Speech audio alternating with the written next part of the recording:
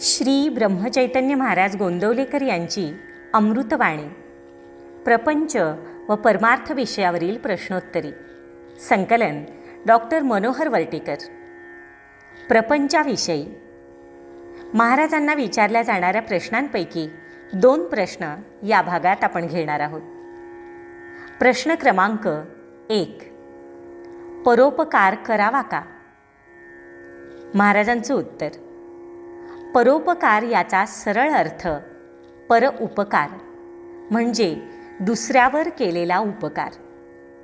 आपल्या हातून दुसऱ्याचे कधी काळी एखादे काम होण्याचा योग आला तर मी दुसऱ्याचे काम केले ही जाणीव होऊन अहंकार झपाट्याने वाढू लागतो. नामात राहिले तर अहंकार नाहीसा होतो.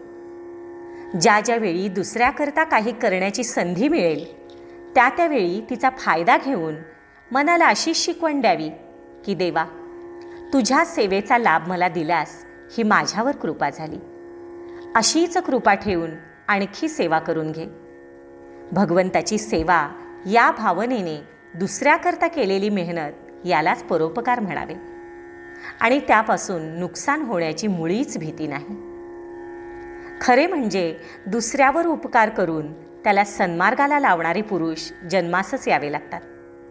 ज्याने सर्वस्वाचा त्याग करून लंगोटी घातली म्हणजेच ज्याने आपला स्वार्थ जाळून टाकला त्यानेच परोपकाराच्या गोष्टी बोलाव्यात. जो आपला स्वार्थ सांभाळून परोपकार करू म्हणेल त्याला परोपकाराचे नाटक करता येईल, खरे साधणार नाही. प्रश्न क्रमांक 2, परोपकार कशासाठी करावा?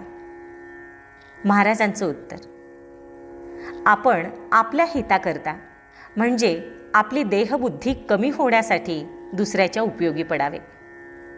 जसे लहान मुलांना खाऊ वगैरे दिला म्हणजे घरच्या यजमानाला पोहोचतो, तद्वत लोकांच्या उपयोगी पडले म्हणजे ते परमात्म्याला पोहोचते.